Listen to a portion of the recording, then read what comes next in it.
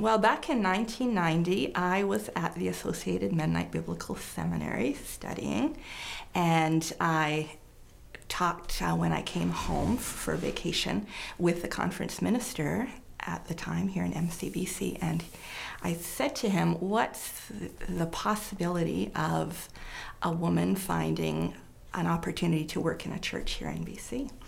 And he said to me, Ingrid, this generation is going to need to die off before that becomes a possibility.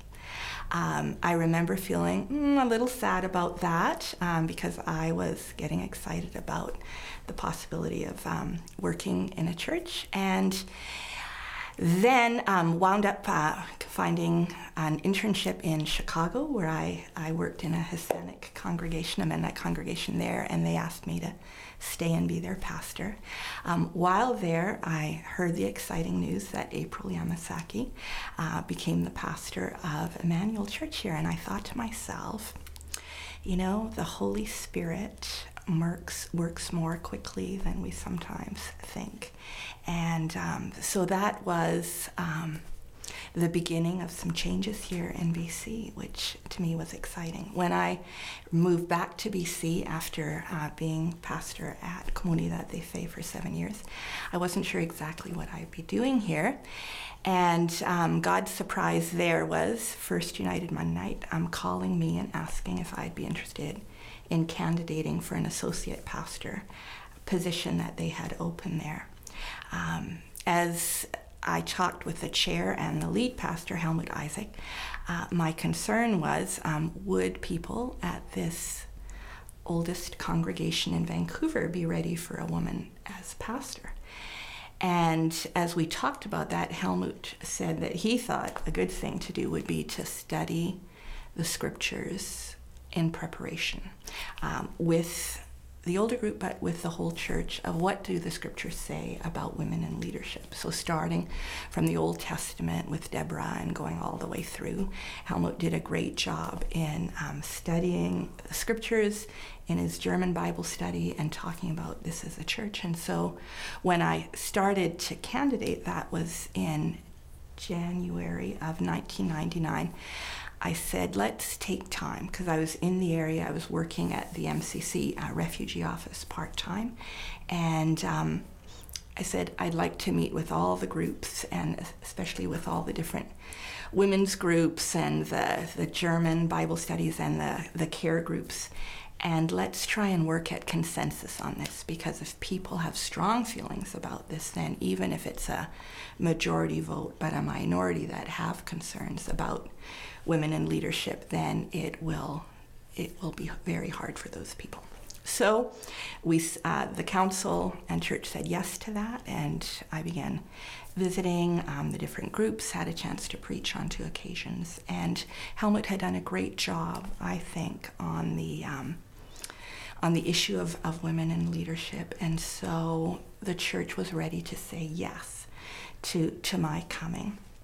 Some of the older German women in particular still would introduce me as the youth pastor when I'd come and visit the care home or other people. And one dear woman, Anna Clausen, who was a leader of the Naomi Ruth women's group, welcomed me with such a warm hug and kiss, and she was one of the ones who would say, oh, this is our youth pastor at the church. But by the end of our time together, and she would introduce me as her pastor. And so that felt like a big step for a woman who always felt that pastoral ministry wasn't open to women. Within that, we saw some changes in the role of women and also the older women at First Mennonite during the time that I've been pastor. In worship leading in the German service, it was always men leading the service, and of course preaching. With people aging and health issues, some of the men who were leading were no longer able to do that, and so we started to get concerned that we wouldn't be able to continue the German service.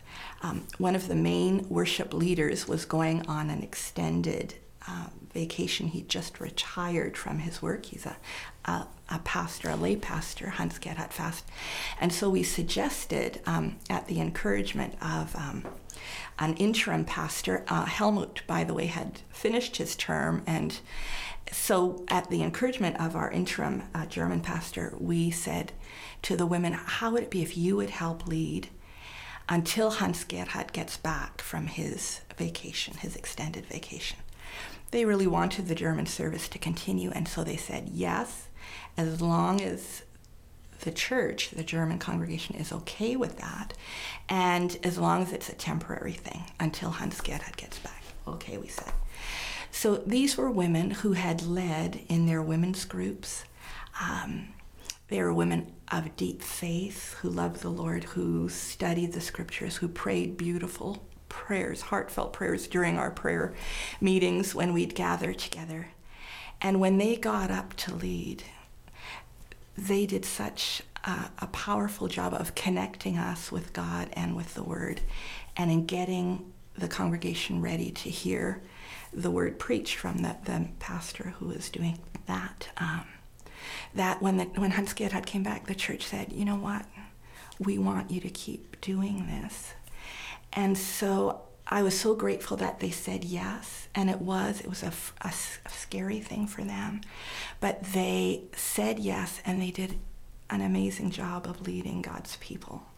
And so for me, there was a deep joy in that they were ready to continue, but also a sense of sadness that they had these gifts that the church could have benefited from, along with the men in the congregation leading and praying and giving that pastoral care in the worship service all of these years. But it wasn't the time yet, or they didn't have the opportunity because it was felt that wasn't appropriate until then. So to me, that was something joyful, but also a hint of sadness that it couldn't have happened earlier for them to be able to use those gifts sooner, although they were certainly using them in their women's groups and in other in settings with the women. So another story I want to tell about that is that even though women weren't up front in leadership, women were certainly very active in the service component of the church, in the women's groups, but also in the initial meeting of the organizing of First United Mennonite, and that was back in 1937 in December. We have a delightful member whose name is Elizabeth Clausen, and I think I talked to you about her, that she's someone I would love to have interviewed for this, but she was there in 1937, and at a meeting of people who were thinking about gathering together for a church, people were told, we're going to have an organizational meeting, a startup meeting for the First United Mennonite Church. Mennonites are moving into the city, and we want to have a congregation for them to come to. So she said that since they said they were having this meeting, that she told her mother, we're going to go. So she and her mother were the only women there, but she has this deep love for the church. She says, I was there from the beginning. Elizabeth Clausen, when we had the German and English services, she was there for both of them, even though she was in her 90s. She would sit through the two services, and when I said, I'm so grateful that you're doing that, she says, Ingrid, of course, it's my church, and I want to be here, and I love being there in the German service with the older people, but I want to be with the young people as well. And she says, and if I understood Spanish, I'd come to the Spanish service in the afternoon also.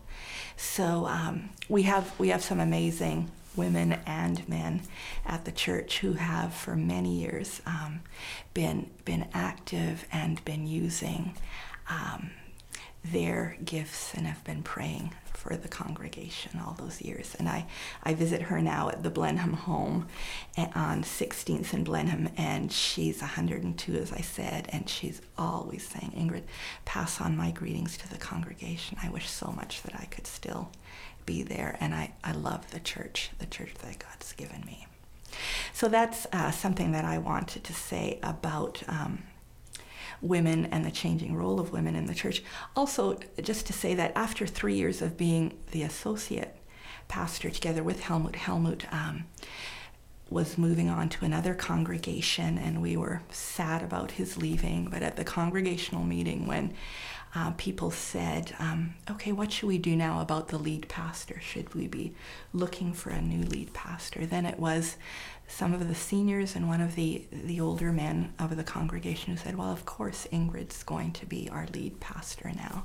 And so it felt like people were ready to also bless their pastor in that, and that it was a journey for them as well in working together. So I feel like in the church that God needs the gifts of both women and men, of young and old, and children and youth, that all of us are called to use our gifts in the church. And that's one thing that I love about our congregation, is that we have people of all different ages involved in the worship service and in serving together in the community.